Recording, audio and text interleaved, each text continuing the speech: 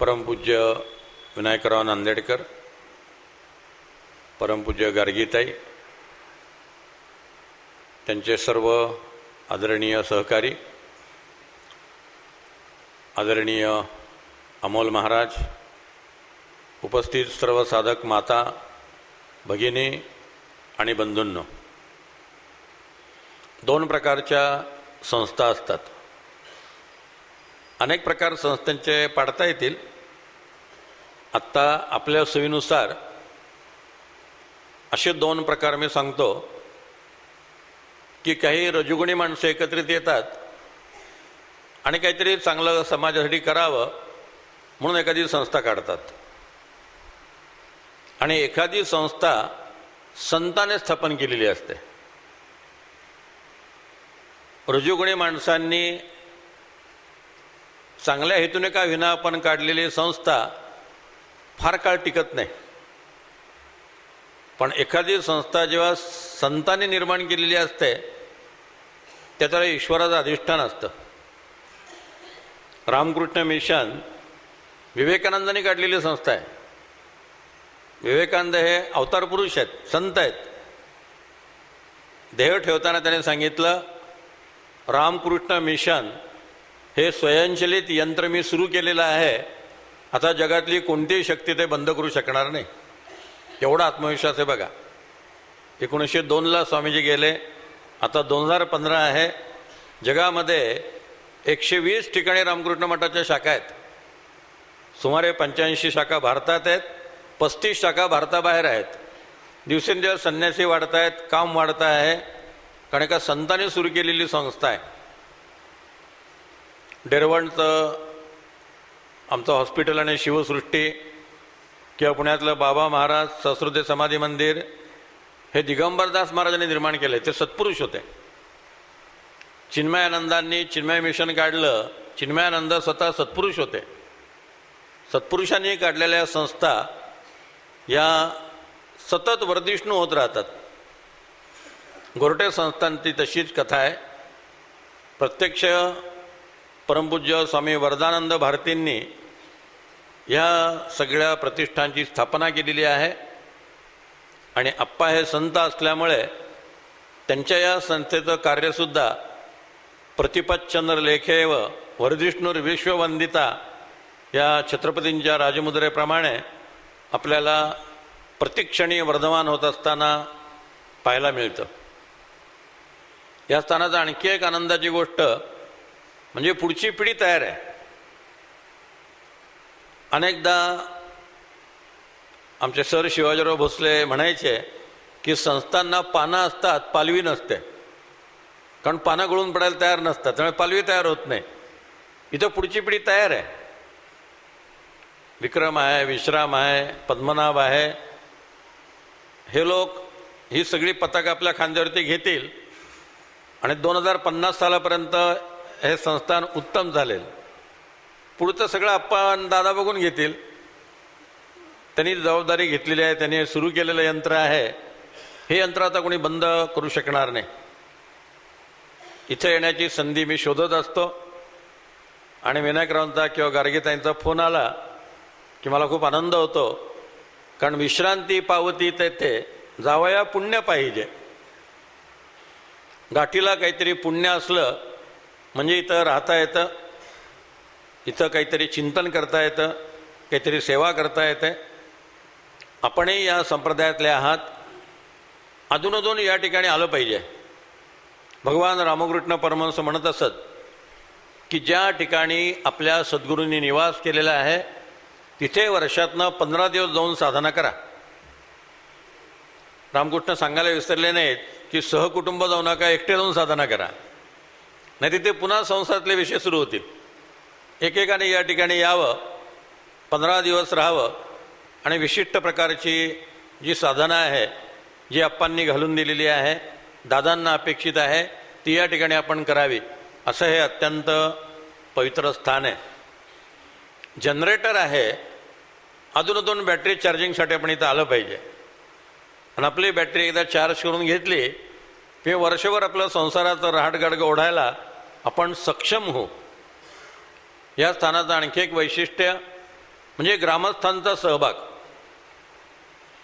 अनेक ठिकाणी असा अनुभव येतो, पिकतं तिथे विकत नाही. गावातल्या लोकांना त्याचं काही महत्त्व असत नाही. सगळ्या दुरून 500-500 हजार मैलावरनं लोक येतात, ते सगळं करतात. गावातल्या लोकांना वाटतं काय हे वेड्यासारखे येतात इथे, काय नाही तर मिळतं कोणाच ठोकी. तसं इथं नाही आहे. गावातल्या लोकांचा सहभाग हे या स्थानाचं केवढं मोठं वैशिष्ट्य आहे. मुळातच आमदार पिता पुत्र बाबासाहेब गोरठेकर, बापूसाहेब गोरठेकर आपल्या मातेची सद्गुरू भक्ती आणि त्या भक्तीचं कोड पूर्ण करायचं म्हणून त्याने दासगणू महाराजांना या ठिकाणी आणलं. आणि त्या क्षणी या गावाचा भाग्योदय निर्माण झाला. नारदाने भक्तिसूत्रात म्हटलंय, तीर्थम कुर्वंती तीर्थाणी. साधू लोक ज्या ठिकाणी जातात त्या स्थानाचं ते तीर्थक्षेत्र करून टाकतात. तुकाराम महाराजांच्या आधी देहू गावाचं नाव कोणाला माहिती होतं? तुकाराम महाराज तिथं राहिले, त्या देहूला क्षेत्राचा दर्जा प्राप्त झाला. माऊली आळंदीमध्ये राहिली, त्या आळंदीला तीर्थक्षेत्राचा दर्जा प्राप्त झाला. समर्थ सज्जनगडावरती राहिले, सज्जनगडाला तीर्थक्षेत्राचं महात्म्य प्राप्त झालं. विवेकानंद 3 दिवस कन्याकुमारीला राहिले, त्या स्थानाला केवढं मोठं आंतरराष्ट्रीय कीर्तीचं स्मारक उभं राहिलं. संत ज्या ठिकाणी जातात त्यांच्या स्पर्शानं त्या सगळ्या स्थानाचं सोनं होऊन जातं. त्यामुळे गोरठेकरांचंही फार मोठं योगदान आहे, ग्रामस्थांचं फार मोठं योगदान आहे. काल आम्ही स्मृतिदालन पाहायला गेलो होतो. गंगाधरचं मला फार कौतुक वाटलं, किती प्रेमाने तो ते सांगत होता. प्रत्येक फोटोपाशी आम्ही आलो की त्या फोटोबद्दल काय सांगू आणि काय नाही असं त्या गंगाधरला होत होतं. गावातल्या माणसाला अशा प्रकारचं प्रेम आपल्या स्थानाबद्दल असणं हे पूर्वपुण्याशिवाय शक्य नाही. म्हणून या सगळ्या लोकांना मी मनपूर्वक वंदन करतो. त्यांची अशी ही भगवत भक्ती निरंतर राहो आणि या स्थानाचं उत्तरोत्तर विकास होत राहो. मराठवाड्यातलं आळंदी असं मी या स्थानाचं वर्णन करतो आणि त्यानुसार या स्थानाचं गौरव सतत वाढत राहो आणि आमची पुन्हा पुन्हा आठवण हो आणि योग्य वेळी आम्हाला या ठिकाणी येण्याची संधी लाभो, एवढीच परमपूज्य दासगणू महाराजांच्या चरणी प्रार्थना करतो आणि आपल्या विषयाला प्रारंभ करतो. छत्रपती शिवाजी महाराज आणि समर्थ रामदास यांच्या भेटीचा भाग आपण आज पाहणार आहोत. शिवाजी महाराज 12 वर्षाचे होते तेव्हा समर्थ आणि शहाजी महाराज भेटले ते आपण पाहिलं. शहाजी महाराजांनी समर्थांना विनंती केली होती की तुम्ही मसूरला जाऊन राहा. त्यावेळेला महाबळेश्वरपासून कराडपर्यंत सगळा पट्टा शहाजी महाराजांच्या मालकीचा होता. आता हा जो सगळा पट्टा शहाजी महाराजांच्या मालकीचा आहे आणि पुण्याला त्यांची पुन्हा जहागीर होती, ते सगळं काम शिवाजी महाराज बघत होते. मसूरला प्रॉब्लेम असा होता, जगदाळे नावाच्या माणसाला शहाजी महाराज आता बेंगलोरला असतात, ते कशाला पुन्हा इथे येतील, तर त्यांची इस्टेट आपल्या नावावर करून घ्यावी म्हणून तो धडपडत होता. तेव्हापासून असे उद्योग करणारे लोक आहेत. काही लोकांनी जगदाळेला सल्ला दिला की तू इस्लाम धर्माचा स्वीकार कर, म्हणजे काजी तुझ्या बाजूने निर्णय देईल. त्या काळात असले गावातले नेवाडे काजी करत असत आणि काजीचं झुकतं माप मुसलमानांकडे असायचं. किती माणसं स्वार्थी असतात. थोडी जमीन मिळावी, थोडा भूप्रदेश मिळावा म्हणून त्याने धर्मांतर केलं आणि ताजुद्दीन हे नाव धारण केलं आणि तो मुसलमान झाला. काजीच्या न्यायालयात हा खटला आला. शहाजी राजांचं वजन विजापूरच्या दरबारामध्ये एवढं होतं आणि रणदुल्ला खान त्यांना पूर्ण अनुकूल होता. काजीनं निर्णय शहाजी महाराजांच्या बाजून दिला. जगदाळांची पंचायत अशी झाली, जमीनही गेली आणि धर्मही गेला. मुसलमान होऊन बसला आणि निर्णय विरुद्ध लागला. नैराश्यामध्ये त्यांनी आत्महत्या केली. त्याने आत्महत्या केल्यानंतर लगेच त्याची कबर बांधून काही मुसलमान लोक त्या ठिकाणी आले आणि थोड्याच दिवसात ती कबर हे दहशतवाद्यांचं एक केंद्र होऊन बसलं. किती जुना इतिहास आहे बघा. मदरसे बांधायचे, कबरी बांधायच्या आणि तिथं दहशतवादाच्या ॲक्टिव्हिटीचं केंद्र करून टाकायचं. 50-60 दहशतवादी त्या ठिकाणी कायमचे राहायला लागले. शहाजी महाराजांना चिंता होती की आपल्या त्या मसूरचं काय होणार. समर्थ रामदास मसूरला आले, हनुमंताची स्थापना केली, रामनवमीचा उत्सव सुरू केला. त्या उत्सवाला विजापूरचे सरदारसुद्धा येऊन उपस्थित राहिले. एवढंच नव्हे तर समर्थांनी तिथे जो मठपती नेमला, त्या मठपतीचं नाव होतं मुसळराम गोसावी. त्याला मुसळराम का म्हणत असत? 2 मण वजनाचं मुसळ कायम त्याच्या हातात असायचं आणि ते लिहिल्या गोल गोल फिरवत तो गावातनं फिरायचा. धटासी पाहिजे धट, उद्धटासी पाहिजे उद्धट. त्या दहशतवाद्यांना तोंड देण्यासाठी समर्थांनी सुमारे 60 इंच छाती असलेला एकदम बलदंड मनुष्य जो हातातनं ते मुसळ घेऊन गावात फिरायचा, तो तिथं मठपती नेमला. हळूहळू मुसलमानांनी काढता पाय घेतला आणि ते रामभक्तीचं केंद्र झालं. ह्या सगळ्या घटना कळल्यावर शहाजी महाराजांनी आपल्या मुलाला पत्र लिहिलं की रामदास गोसावी चाफळला असतात, मसूरला त्यांनी उत्सव सुरू केला आहे, चाफळला रामाचं मंदिर बांधलेलं आहे, तू त्यांना भेट. लहानपणी तुला मी त्यांच्या पायावर घातलं होतं, तुला ते आठवत नसेल. असं सगळं पत्र शहाजी महाराजांनी लिहिलं. शिवाजी महाराजांनी पत्र वाचलं. ताबडतोब ते चाफळला निघाले. चाफळला आल्यावर त्यांना कळलं की समर्थ रामदास कुठेतरी बाहेर गेलेले आहेत, ते जागेवर नाही आहेत. ब्राह्मणू हिंडता बरा, आळशी घात घेणा तो कष्टला म्हणजे बरा. समर्थांनी ब्राह्मणांना भिक्षा मागायला लावून आळशी केलं असं ज्या पडतमूर्खांना वाटतं त्यांनी ही लक्षात घ्यावी. ब्राह्मणू हिंडता बरा, आळशी घात घेणा तो कष्टला म्हणजे बरा. सतत फिरत राहायला पाहिजे, एकेच स्थळी राहू नये, कानकोंडे होऊ नये, जिणे शाश्वत मानू नये, सुखा अंग देऊ नये, प्रयत्न पुरुषे सोडू नये, केल्या वेळ खाऊ नये. केवढ्या सूचना आहेत समर्थांच्या. आधी कष्ट मग फळ, कष्टचे नाही ते निर्फळ, साक्षे पिवणं केवळ वृथा पुष्ट. प्रयत्न करत राहा, कष्ट करत राहा, काही मिळवी मग जेवी, गुंतल्या लोका सुगवी. समर्थ कुठेतरी संचार करत होते. शिवाजी महाराजांचा मनुष्य नर सोमलनाथ अंबरखाने हा चाफळचा मामलेदार होता. शिवाजी महाराजांनी नरसोमलनाथला सांगून ठेवलं की समर्थ आले की त्यांना निरोप दे की मला त्यांना भेटायचं आहे, तुम्हाला कळव, त्यांना थांबवून ठेव, मी लगेचच येईन. शिवाजी महाराज म्हणाले मी आता वाईला जातोय. समर्थ आले की मला कळव. महाराज वाईला गेले. 2 दिवसांनी समर्थ रामदास आले. नरसोमलनाथ अंबरखाने त्यांना भेटला. त्याने सांगितलं आमचे साहेब आले होते, त्यांना तुम्हाला भेटायचं होतं. समर्थाने विचारलं सध्या शिवाजी महाराज कुठे आहेत? ते त्याने सांगितलं ते सध्या वाईला आहेत. समर्थ म्हटले वाईला माझं मठ आहे, माझी माणसं आहेत, थिटे पिटके चित्राव, मी माणूस पाठवतो, ते लोक शिवाजी महाराजांना शोधून काढतील. मी त्यांना पत्र देतो आणि ते मला भेटतील, याची व्यवस्था मीच करतो, तू काय काळजी करू नकोस. समर्थांनी पत्र घेतलं. त्या काळात समर्थांचे शिष्य प्रवासासाठी घोड्यांचा वापर सर्रास करत असत. समर्थांना घोड्याची खूप पारख होती. घोड्यांची पारख असणं, हत्तीची पारख असणं हे युद्धशास्त्रामध्ये फार महत्त्वाचं समजलं जातं. समर्थ घोड्यांची पारख व्यवस्थित करत असत. जातात एक गंमत म्हणून सांगतो, गिरधर स्वामींनी समर्थ प्रतापात लिहिलं आहे की विजयादशमीच्या दिवशी शेकडो मराठा सरदार जे घोडदळात आहेत ते आपल्या घोड्यांना सजवून चाफळला आणत असत. समर्थ ते सगळे घोडे बघत असत, त्यांना थापटी मारत असत आणि जो घोडा सर्वात चांगला आहे त्या घोड्यावरती समर्थ बसत असत आणि 4-5 मैल रपेट मारून सीमोल्लंघन करत असत. पुढे गमतीशीर सूचना गिरधर स्वामी समर्थ प्रतापात देतात की ज्या सरदाराचा घोडा समर्थ निवडत असत त्या सरदाराला अश्वदळामध्ये बढती मिळत असे.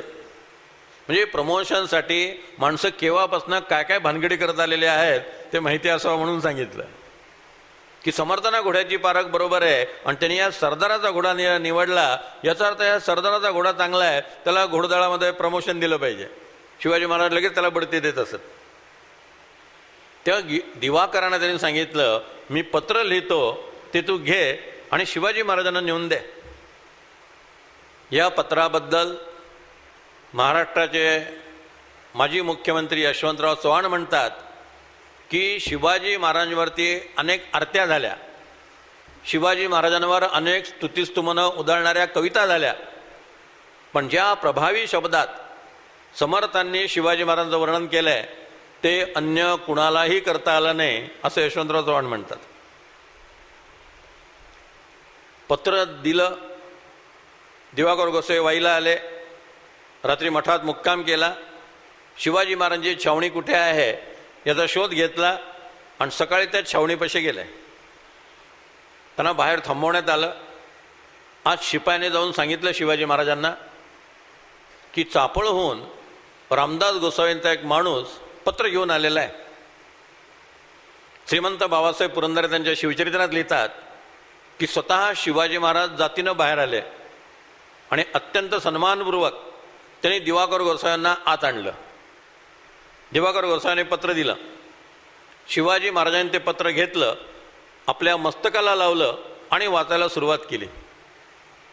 निश्चयाचा महामेरू, बहुतजनासी आधारू, अखंड स्थितीचा निर्धारू, श्रीमंत योगी, परोपकाराची राशी, उदंड घडती जयासी, तयाच्या गुणमत्वासी तुलना कैसी, यशवंत, कीर्तिवंत, सामर्थ्यवंत, वरदवंत, पुण्यवंत आणि जयवंत, जाणता राजा, धीर, उदार, सुंदर, शूरक्रियेस तत्पर, सावधपणे नृपवर तुच्छ केले, आचारशील, विचारशील, दानशील, धर्मशील, सर्वज्ञपणे सुशील, सकळा ठाई, या भूमंडळाचे ठाई धर्मरक्षी ऐसा नाही, महाराष्ट्र धर्म राहिला काही तुम्हा कारणे, कित्येक दुष्ट संहारीला, कित्येकास धाक सुटला, कित्येक सज्जना आश्रयो जाहाला,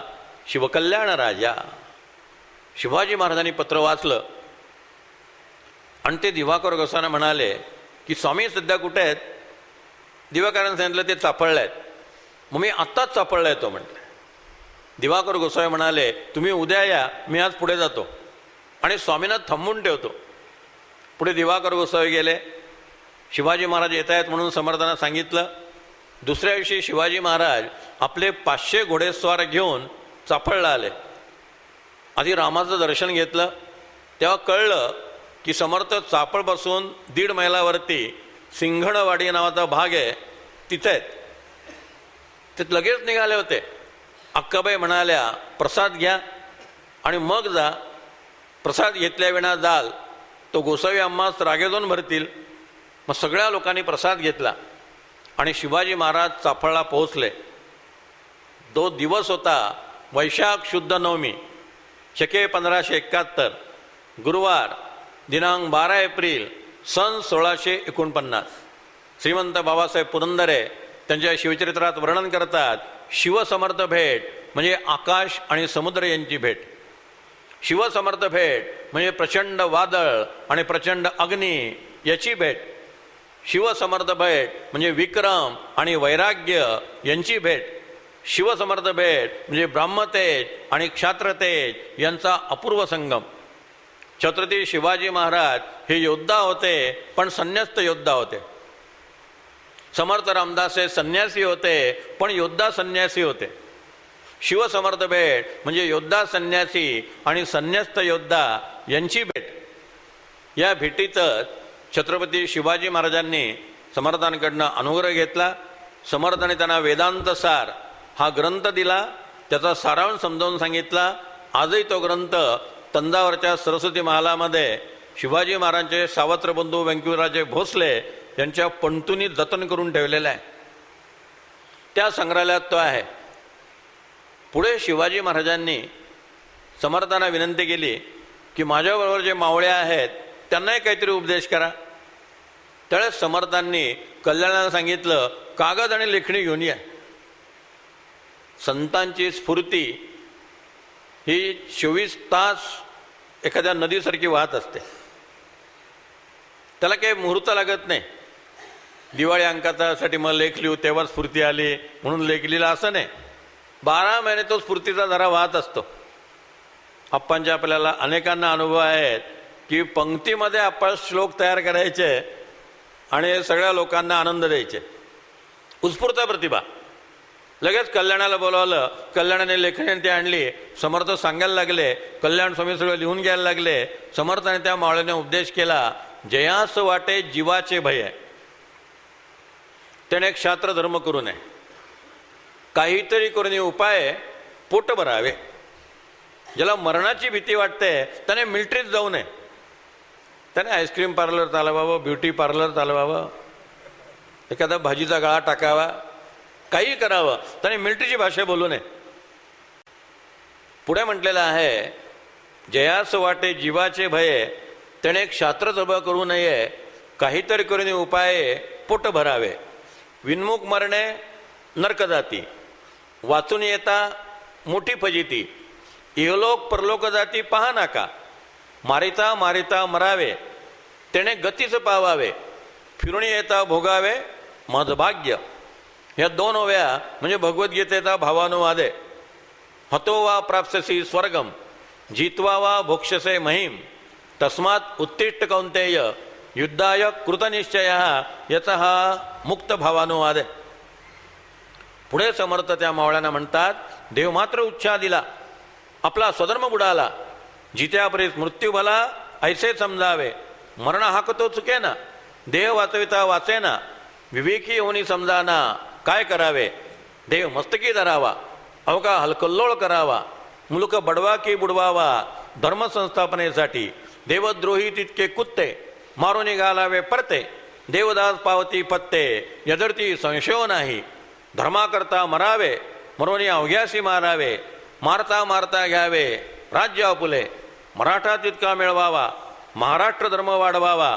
महाराष्ट्र धर्म हा शब्द समर्थाने वापरलेला आहे. महाराष्ट्र धर्म हा शब्द आधी गुरुचरित्रात येऊन गेलेला आहे. गंगाधर सरस्वती यांनी गुरुचरित्रामध्ये महाराष्ट्र धर्माच्या स्थापनेचं वर्णन केलेलं आहे. समर्थाने तो प्रत्यक्ष स्थापन केला. कारण गंगाधर सरस्वती हे समर्थांच्या थोडे वर्ष आधी होऊन गेलेले. समर्थ जेव्हा लाडकारंजाला गेले होते तेव्हा त्यांनी नरसिंह सरस्वतींचं दर्शन घेतलं होतं आणि गुरुचरित्राचं वाचन केलेलं होतं. महाराष्ट्र धर्म याचा अर्थ असा की बाहेर सगळं चित्र निराशाजनक आहे. फक्त शिवाजी महाराजांच्यामुळे महाराष्ट्रामध्ये आशेचा किरण निर्माण झालेला आहे. समर्थाने दासवात म्हटलेला आहे, महाराष्ट्र देश थोडा उरला, एक थोडी आशेची जागा शिल्लक राहिली, ती महाराष्ट्रामध्ये राहिली आणि कोणामुळे राहिली? शिवाजी महाराजांमुळे. जर शिवाजी महाराज नसते तर समर्थांनी आपल्या संप्रदायात राजकारणाचा अंतर्भाव केला नसता. कोणाच्या भरोशावर राजकारणात करायचं? शिवाजी महाराज चारित्र्यसंपन्न होते, विलक्षण पराक्रमी होते, अत्यंत तेजस्वी आणि भरोशाचे होते आणि जिजाबाईंनी त्यांच्या व्यक्तिमत्वाची उत्कृष्ट जडणघडण केली होती. काही सांप्रदायिक चरित्र जी लिहिली गेली म्हणजे शिवाजी महाराज आणि रामदास स्वामी यांच्या पश्चात 150 वर्षानंतर ती लिहिली गेली. त्या चरित्रकारांनी असं चित्र उभं केलं की जणू काही सगळं समर्थांनीच केलं. शिवाजी महाराज अगदी सामान्य होते. त्याने असं दाखवण्याचा प्रयत्न केला की समर्थाने शिवाजी महाराजांच्या डोक्यावर हात ठेवला आणि मग शिवाजी महाराजांनी क्रांती केली आणि पराक्रम केला. एक लक्षात ठेवा, जेवढे समर्थ आध्यात्मिक क्षेत्रात थोर होते तेवढे शिवाजी महाराज राजकीय क्षेत्रामध्ये थोर होते. ते असामान्यच होते. उगीच समर्थांनी त्यांची एवढी स्तुती केली असती का? नियम असा आहे की संत सहसा माणसाची स्तुती करत नाहीत.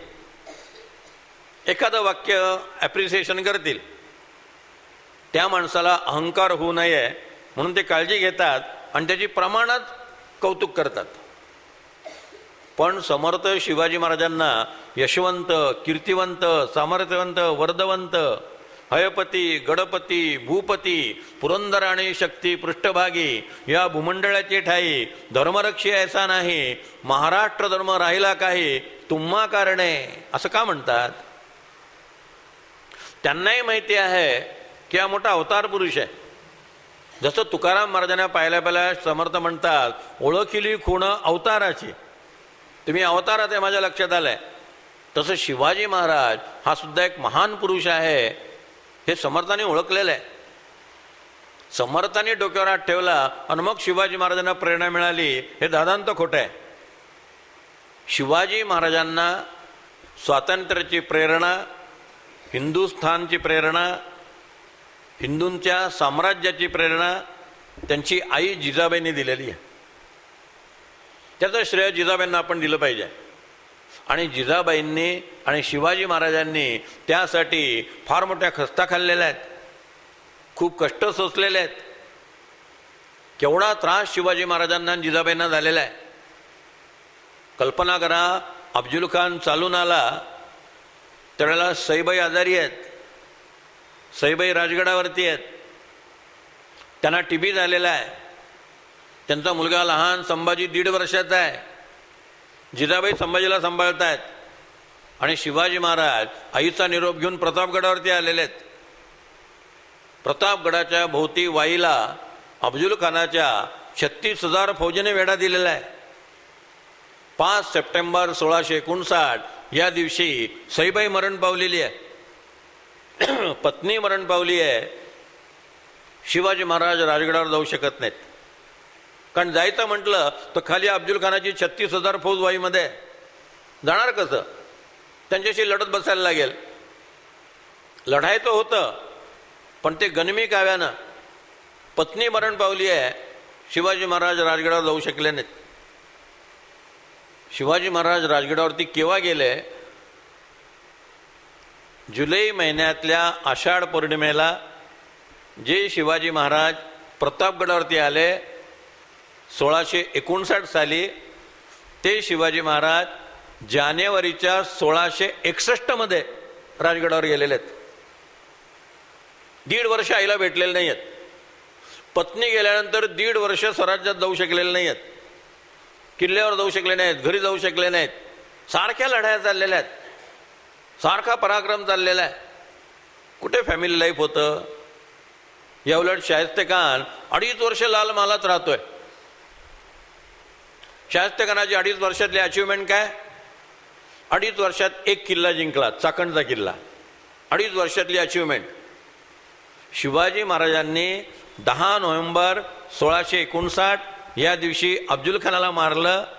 25 नोव्हेंबर 1659ला ते पन्हाळगडावरती होते. या 15 दिवसामध्ये शिवाजी महाराजांनी 12 किल्ले जिंकलेले होते. वसंतगड घेतलेला होता, गुणवंतगड घेतलेला होता, पन्हाळगड घेतलेला होता. एक एक किल्ले सर करत करत शिवाजी महाराज पन्हाळगडावरती पोहोचलेले आहेत. आणि मग ते पन्हाळगडावरती असताना सिद्धी जोहरने वेढा घातला, पुन्हा नवीन लढाई सुरू झाली. सतत लढतायत, सतत धावतायत. मग पन्हाळगडावरनं निसटले, विशाळगडावरती आले. ते बाजीप्रभूची घटना तेव्हा घडलेली आहे. शिवाजी महाराजांना विश्रांती माहिती नाही, सतत लढाया चाललेल्या आहेत. विजय मिळाल्यानंतर त्यांना विजयाचा उत्सव माहिती नाही. अफजल खान मारल्यानंतर सतत किल्ले जिंकत पुढे सरकतायत, राजापूरपर्यंत पोहोचलेले आहेत. बाळाजी आवजीला आपल्या याच्यामध्ये घेतलंय, सैन्यांमध्ये. सतत लढाया चालू आहेत, सतत प्रवास चाललेला आहे.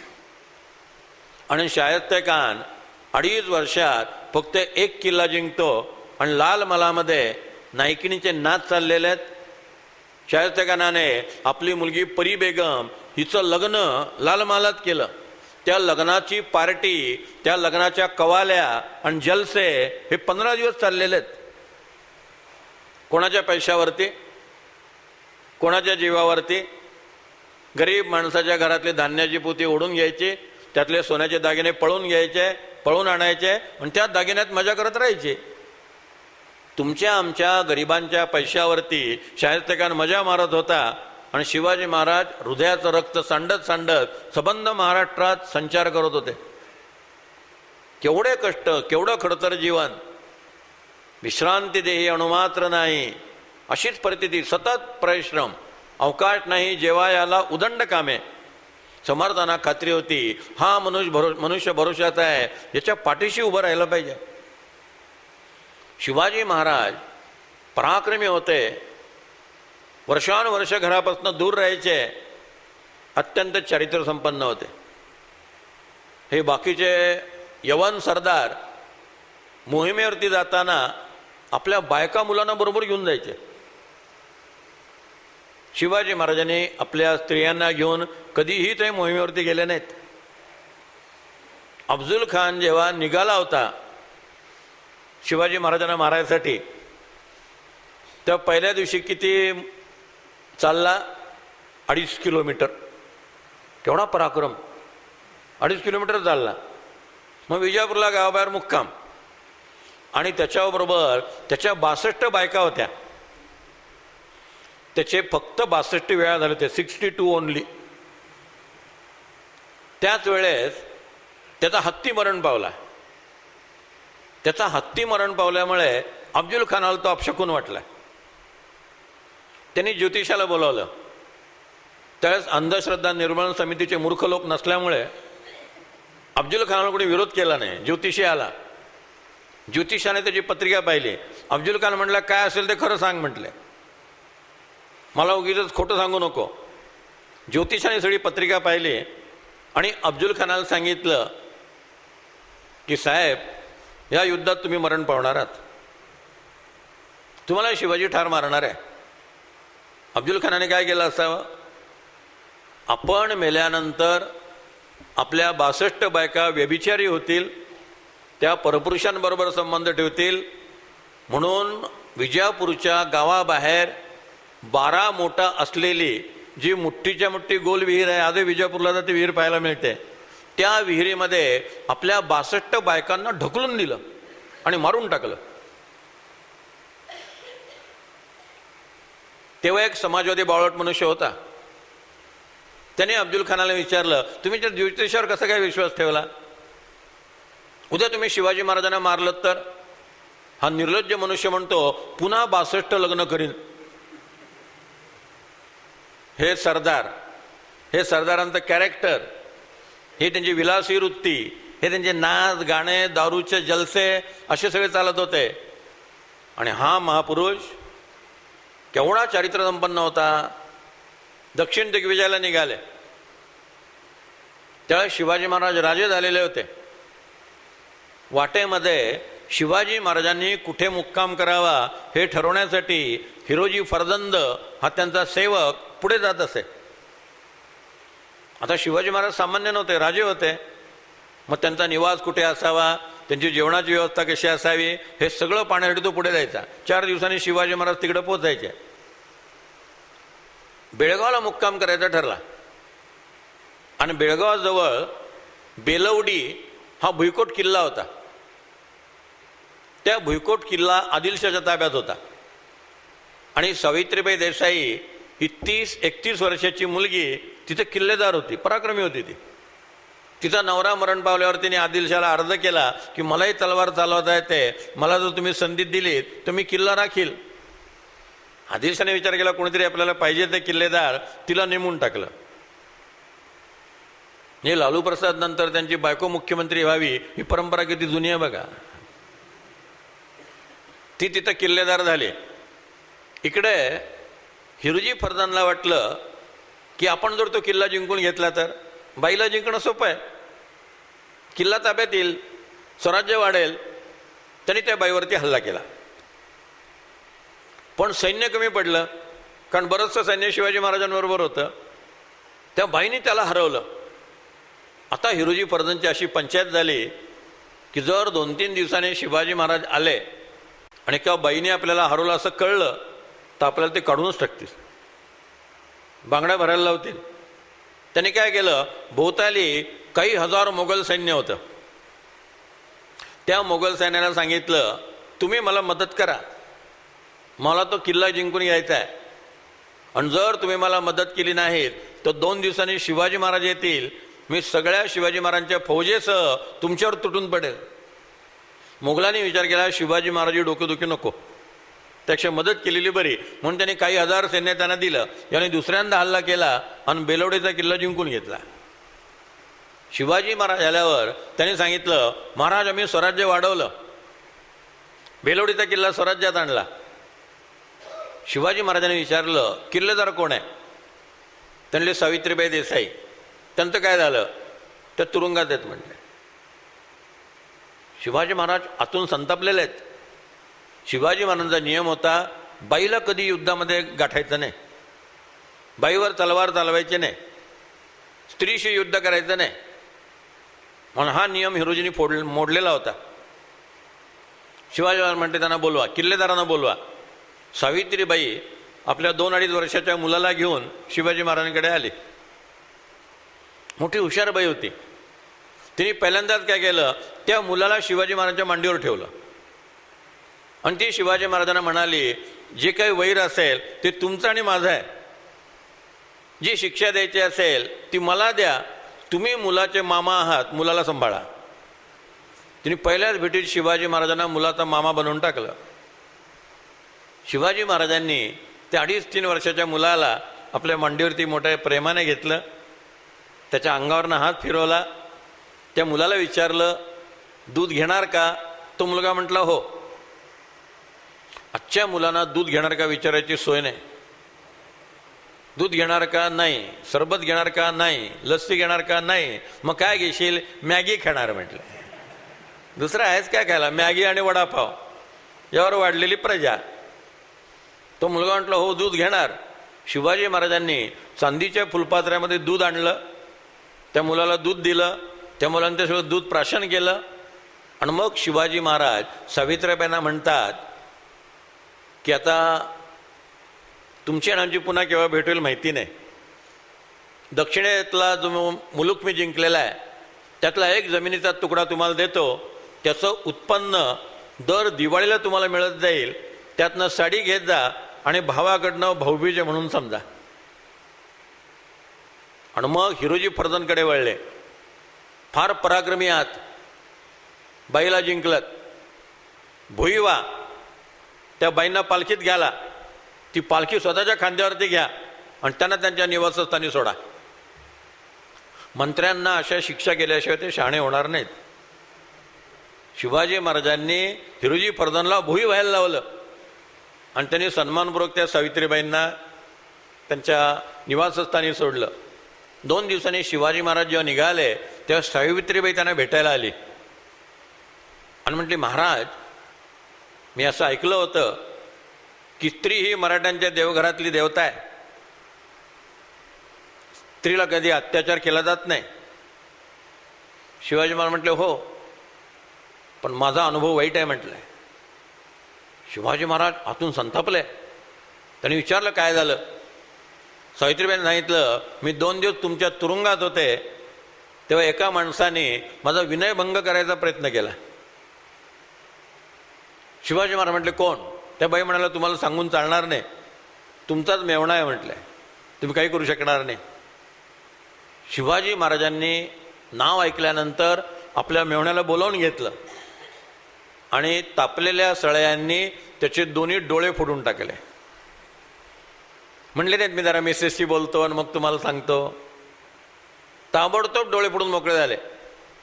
आणि जेव्हा राजगडावरती गेले तेव्हा पत्नीला सांगितलं तुमच्या बंधुराजांनी असा असा पराक्रम केला आणि आम्ही त्यांना अशी अशी बक्षिसी दिली.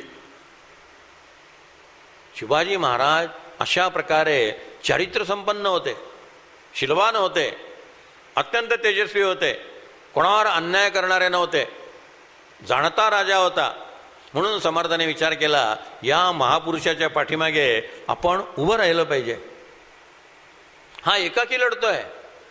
त्या काळात सगळे सरदार, कोणी आदिलशाहकडे नोकरी करत होतं, कोणी दिल्लीच्या बादशाहकडे नोकरी करत होतं. राजपुतांनी तर पराक्रमी असून सुद्धा इतकं ताळतंत्र सोडलं होतं की आपल्या या मुली मुसलमान सरदारांना द्यायच्या आणि त्या सरदारांचीच आपण चाकरी करायची. माझी मुलगी मी औरंगजेबला दिलेली आहे, माझी मुलगी औरंगजेबच्या मुलाला दिली आहे, यात मिर्जाराजे जयसिंगला भूषण वाटत होतं. ज्या मिर्जाराजे जयसिंगनी शिवाजी महाराजांना एका लढाईमध्ये नमवलं, त्या मिर्जाराजाला असं वाटत नव्हतं की आपण औरंगजेबला नमवावं आणि त्या तख्तावरती बसावं. राजपुतांच्या जीवावरती मुसलमान राज्य करत होते, पण राजपुतांना आपण राजे व्हावं असं कधी वाटत नव्हतं. शिवाजी महाराजांनी मिर्जाराजाशी बोलताना सांगितलं, अरे काय तू मुसलमानांची तक्रार करतोय? आपण दोघं जर एकत्रित आलो तर आपण दिल्लीचं तख्त जिंकून घेऊ. तू दिल्लीच्या तख्तावरती राहा, मी राजगडावरती राहतो, सगळा दक्षिण भारत मी सांभाळतो, सगळा उत्तर भारत तू सांभाळ, आपण भावाभावासारखे राहू. पण गुलामीची, लाचारीची, हुजऱ्याची आणि मुजऱ्यांची इतकी सवय या लोकांना झाली होती, त्यांच्या हे पचनी पडलं नाही. स्वाभिमानी संघटना काढल्या जातात, स्वाभिमान पचनी पडणं फार अवघड असतं. शिवाजी महाराजांकडे तो स्वाभिमान होता, म्हणून समर्थांना वाटलं हा मनुष्य योग्य आहे. आणि ज्या ज्या ठिकाणी शिवाजी महाराजांचे किल्ले आहेत त्या सगळ्या ठिकाणी समर्थांच्या मठांचं नेटवर्क आहे. दत्तवान पोद्दाराने हा प्रश्न उपस्थित केला आहे. दत्तवान पोद्दार म्हणाले की ज्या ज्या ठिकाणी शिवाजी महाराजांनी काही पराक्रम केलेला आहे त्या प्रत्येक स्थानाच्या अवतीभोवती समर्थांच्या मठांचं जाळं आहे. याचं रहस्य काय? समर्थ रामदासांचं एकच उदाहरण घ्या. अफजल खानाला प्रतापगडावरती ठार मारलं, प्रतापगडाच्या पायथ्याला मारलं. तुम्ही जर प्रतापगडावरती गेलात तिथं समर्थांनी स्थापन केलेला मारुती आहे. सिंहगडावरती गेलात समर्थांनी स्थापन केलेला मारुती आहे. रायगडावरती गेलात समर्थांनी स्थापन केलेला मारुती आहे. शिवाजी महाराजांच्या गडांवरती समर्थांनी स्थापन केलेले मारुती आहेत आणि शिवाजी महाराजांना रामदास एकमेकांना भेटत नाहीत. प्रतापगडाच्या पायथ्याला अफजल खानाला मारलं, वरती प्रतापगडावर समर्थांचा मारुती. जिथं अफजल खानाला मारलं तिथून 4 मैलावरती पारगाव नावाचं गाव आहे, तिथे समर्थांनी स्थापन केलेली तुळजाभवानी. तिथून खाली उतरलं तर पसरणीचा घाट लागतो, तिथं 500 मठपती आहेत, त्या पसरणीला समर्थांचा मारुती. पसरणीवरून महाबळेश्वरकडे आलं की महाबळेश्वरला समर्थांचा मारुती. महाबळेश्वरनं उतरताना मेढा मार्गे उतरलं तर मेढ्याला समर्थांचा मारुती. महाबळेश्वरने उतरताना वाई मार्गाने उतरलं तर वाईला समर्थांचा मारुती. वाईपासून पुण्याच्या दिशेने निघालात तर वाईपासून 5-6 मैलावरती कणेरीला समर्थांचा मारुती. कणेरीहून थोडेसे पुढे आलात की 7-8 मैलावरती शिरवळला समर्थांचा मारुती. इकडं सातारच्या दिशेने आलात तर माहुलीला समर्थांचा मारुती, साताऱ्यामध्ये समर्थांचा मारुती, कोरेगावला समर्थांचा मारुती, म्हसवडला समर्थांचा मारुती. 10-20 मैलावरती एवढी मारुती मंदिरं स्थापन करायचं कारण काय होतं? म्हसवडच्या अलीकडे दहिवडीला समर्थांचा मारुती. एवढं नेटवर्कची गरज काय होती? ज्या मार्गाने अफजल खान आला त्या मार्गावरती जागोजागी समर्थ रामदासांचे मारुती आहेत. राजकारण बहुत करावे परंतु कळेऊश न द्यावे, परपिढेवरही नसावे अंतःकरण. इशारतीचे बोलू नये, बोलावयाचे लिहू नये, लिहावयाचे सांगू नये जबाबीने. करणे असेल अपाय तरी बोलून दाखवू नये. परस्परीची प्रत्यय प्रचितीस आणावा, काटेने काठी झाडावी परंतु कळूच न द्यावी. कळकटेपणाची पदवी असो द्यावी, नष्टास नष्ट योजावे, वाचाळास वाचाळ आणावे. आपणावरी विकल्पाचे गोवे पडूच नेदी. धटासी आणावा धट, उद्धटासी पाहावा उद्धट, खटनटासी खटनट अगत्य करी. टोणप्यास टोणपा आणावा, नाठाळास नाठाळ आणावा. लौंदा पुढे उभा करावा दुसरा लौंद. जैशासी तैसा जेव्हा भेटे तेव्हा मज्जा लस्ती थाटे. इतुके होते परी धनी कोठे दृष्टीस न पडे. हे सगळं करणारा मनुष्य बिहाइंड द कर्टन, तो कोणाला कळतच नाही कोण आहे. राजकारण बहुत करावे परंतु कळूच न द्यावे. धटासी आणावा धट, उद्धटासी पाहिजे उद्धट. याचं विवेचन वाना उत्पादनाने पुण्यात केलं होतं. पुण्यात त्यांच्या आम्ही 3 दिवस समर्थांवर व्याख्यानं ठेवली होती. एका व्याख्यानात वाना म्हणाले, धटासी धट आणि उद्धटासी उद्धट याचा अर्थ आपल्या पार्टीसुद्धा काही उद्धट लोक असले पाहिजेत, आपल्या पार्टीसुद्धा काही धट लोक असले पाहिजेत. मग वाना म्हणाले, जर आज शिवाजी महाराज असते तर त्यांनी दाऊद इब्राहिमला वगैरे हाताशी घेतलं असतं आणि त्यांच्याकडनं पाकिस्तानच्या संसदेवरती बॉम्ब टाकले असते. त्यांनाच हाताशी घ्यायचं आणि त्यांचीच माणसं त्यांच्याकडनं मारायची. समर्थांनी शिवाजी महाराजांनी हेच केलेलं आहे. व्यंकोजीराजे भोसलेंना पत्रात शिवाजी महाराज लिहितात, खवास खानास मदत करणे आणि बेलोल खानास ठार करणे. पुढे एकांत सापडला की खवास खानासही कापून काढणे. या मोगलांच्या ठिकाणी आपल्या मनाजोगते काही घडणार नाही हे कायम लक्षात ठेवावे. शिवाजी महाराजांचं पत्र आहे की तात्पुरतं खवास खानाला जवळ कर आणि बेलोल खानाला मार, आणि पुढे खवास खान एकटा सापडला की त्यालाही मारून टाक. कारण यवनांची चाकरी करून आपल्या मनासारखं काही घडणार नाही. आपल्याला स्वतःचं सिंहासनच निर्माण करावं लागेल, आणि ते सिंहासन शिवाजी महाराजांनी निर्माण करून दाखवलं. ज्येष्ठ शुद्ध त्रयोदशी 6 जून 1674 पहाटे 5:40 शिवाजी महाराजांचा राज्याभिषेक ठरला. आदल्या दिवशी ज्येष्ठ शुद्ध द्वादशीला संभाजी महाराजांचा वाढदिवस होता. संभाजी महाराजांची इंग्रजी जन्मतारीख 14 मे 1657, पण तिथी आषाढ शुद्ध द्वादशी. द्वादशीला संभाजी महाराजांच्या वाढदिवसाला समर्थ रामदास रायगडावरती आहेत. संभाजीचं अभिष्ट चिंतन केलं, संभाजीला उत्तराधिकारी म्हणून नेमलं, शिवाजी महाराजांना शुभेच्छा दिल्या, आणि राज्याभिषेकाच्या क्षणाला समर्थ रामदास प्रतापगडावरती आहेत. प्रतापगडावरती आणि सगळ्याच किल्ल्यांवरती त्यावेळेस शिवाजी महाराजांच्या ताब्यात 360 किल्ले होते. असं ठरलं होतं की 360 किल्ल्यांवरती पहाटे 5:40 तोफेच्या 3 सलाम्या द्यायच्या आणि शिवाजी महाराजांनी जी पदवी घेतलेली आहे त्या पदवीचा जयघोष करायचा. समर्थ रामदास पहाटे 4 वाजता प्रतापगडावरती आले, देवीची पूजा केली आणि सर्वांगाचे कान करून तोफांचे आवाज ते ऐकायला उत्सुक झालेले होते. 5:40 झाले, तोफांची सलामी झाली, किल्लेदाराने तटावरनं गर्जना केली, महाराज सिंहासनाधीश्वर प्रौढ प्रताप पुरंदर सेना धुरंदर क्षत्रिय कुलावतांस राजा शिवछत्रपती महाराज. त्याने पदवीचा जयघोष केला.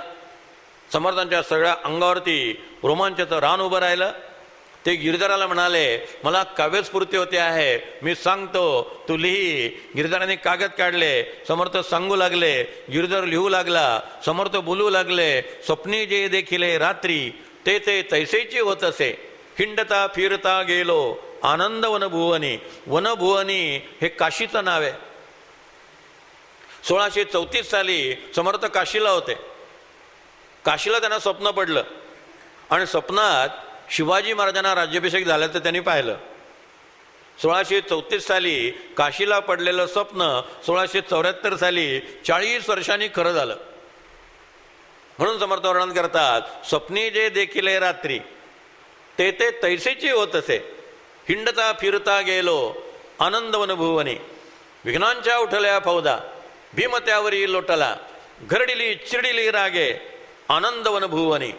खवळले लोकदेवांचे मुख्य देवची उठिला, कळेना काय रे होते आनंद वनभुवनी. रामवरदायिनी माता गर्द घेऊन उठिली, मर्दिले पूर्वीचे पापी आनंद वनभुवनी. भक्तास रक्षले मागे आताही रक्षते पहा, भक्तास दिदले सर्वई आनंद वनभुवनी. बुडाले सर्वही पापी हिंदुस्थान बळावले, अभक्तांचा क्षयो झाला आनंद वनभुवनी. बुडाला औरंग्या पापी मुलांचे संहार झाला, मुडिली मांडिली क्षेत्रे आनंद वनभुवनी. येथून वाढीला धर्मू रमाधर्म समागमे, संतोष मांडिला मोठा आनंद वनभुवनी. 11 बहु 11 काय अकळा करायचे ना, गुप्तते गुप्त जाणावे आनंद वनभुवनी. उदंड जाहले पाणी स्नान संध्या करावया, जप तप अनुष्ठानी आनंद वनभुवनी. आनंद वनभुवनी आनंद वनभुवनी. 59 कडव्यांचं काव्य आहे. शिवाजी महाराजांना राज्याभिषेक झाला, केवढा समर्थ रामदासांना आनंद झाला. म्हणून डेमिंग लिहितात, Shivaji and Ramdas were two bodies but one soul. शरीर भिन्न होती पण दोघांचा आत्मा एक होता. गिरिधरांनी समर्थ प्रतापामध्ये सगळ्यांचा शेवटचा काळ लिहिलेला आहे. 1677 साली इथं वाटेत परभणीला जाताना दैफळ लागतं. त्या दैफळला 1677 साली समर्थांचे थोरले बंधू गंगाधर पंत मरण पावले. गिरिधरांनी गंगाधर पंत मरण पावल्याची बातमी समर्थांना कळली. एवढं म्हटलंय, समर्थांना दुःख झाल्याचा उल्लेख नाही. 1678 साली समर्थांची लाडकी शिष्य वेणाबाई हिने समर्थांच्याच चरणावरती देह ठेवला. कीर्तन करताना देह ठेवला. वेणाबाईंनी देह ठेवल्याचा उल्लेख गिरिधर स्वामी करतात, समर्थांना दुःख झाल्याचा उल्लेख नाही. 1680 साली 3 एप्रिलला चैत्र शुद्ध पौर्णिमेला हनुमान जयंतीच्या दिवशी शिवाजी महाराजांचा मृत्यू झाला.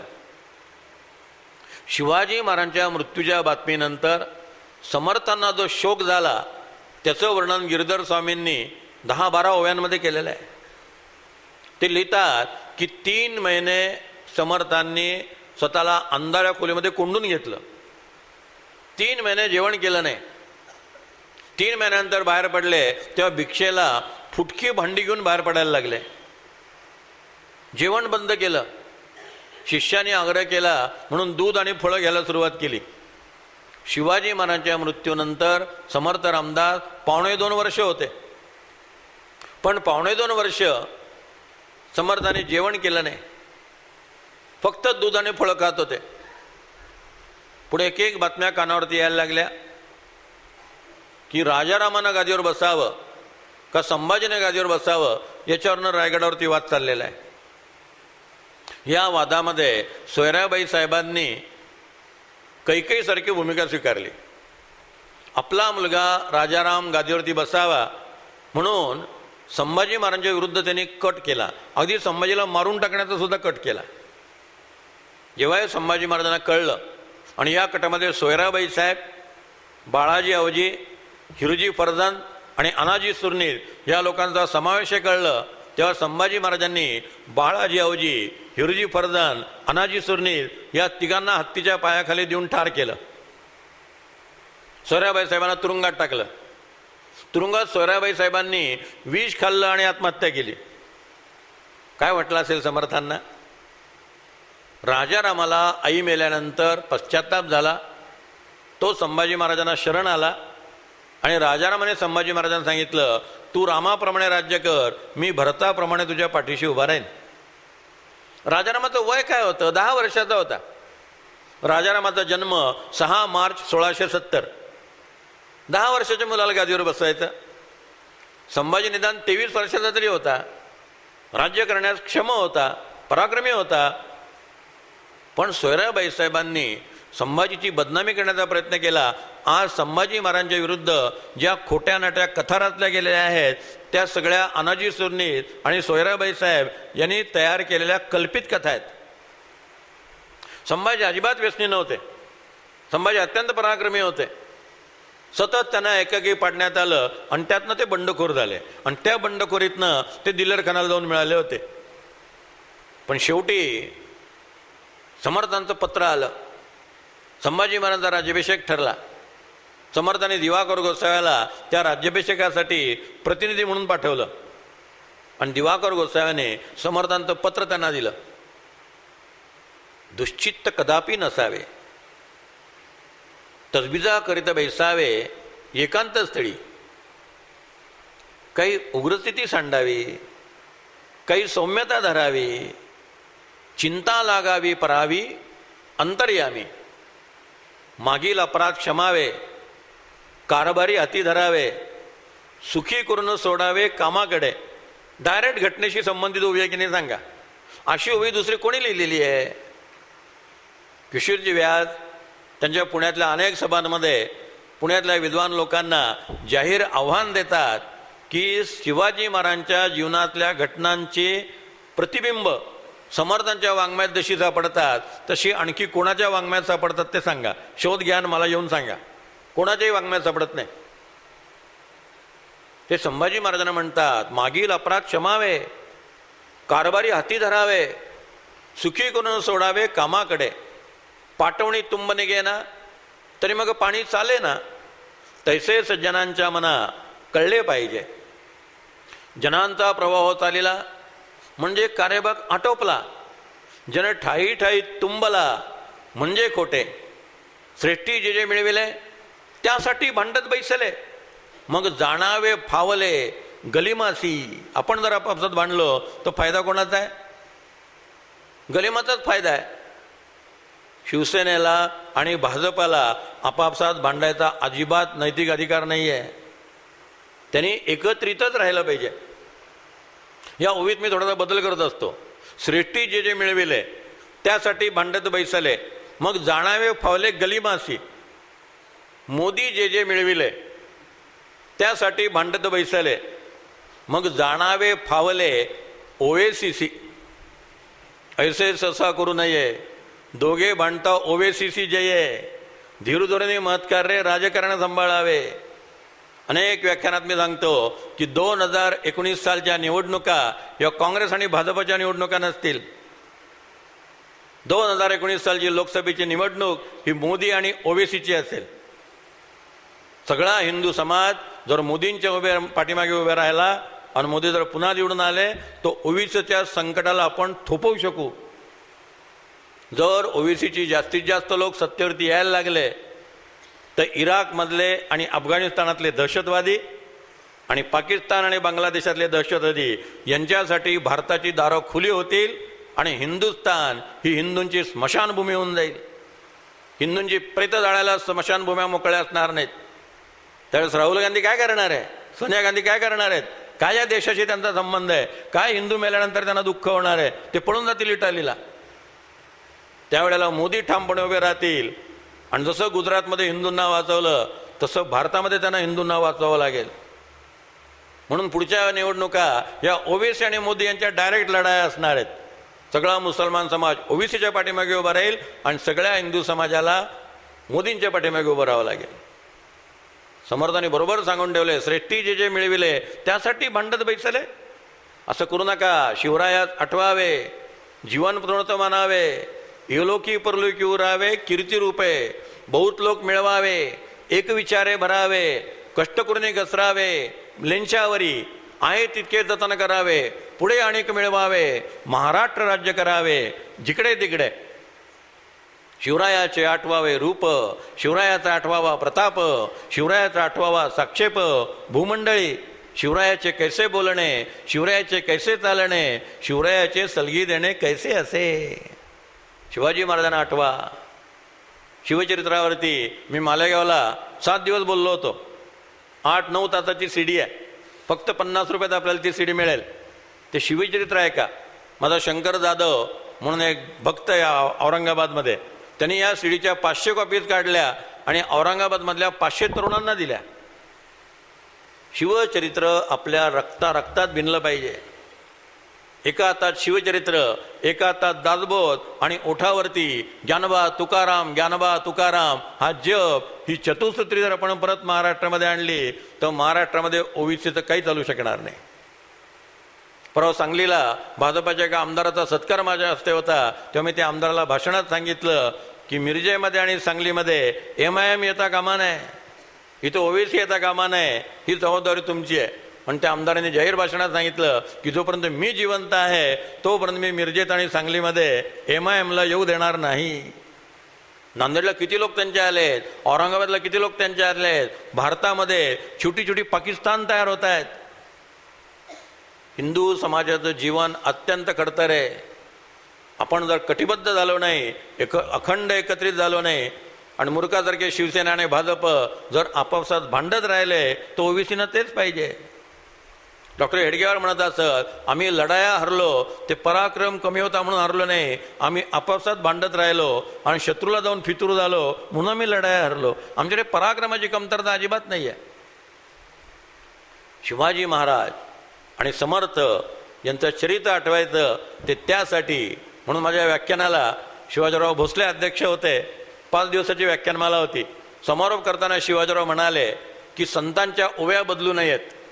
हा संकेत मी थोडासा बाजूला ठेवतो आणि असं म्हणतो, शिवसमर्थांचे 8वावे रूप, शिवसमर्थांचा 8वावा प्रताप, शिवसमर्थांचा 8वावा साक्षेप, भूमंडळी शिवसमर्थांचे कैसे बोलणे, शिवसमर्थांचे कैसे चालणे, शिवसमर्थांचे सलगी देणे कैसे असे, त्याहून करावे विशेष, तरीच म्हणावे पुरुष, यावपरी आता विशेष काय वदावे.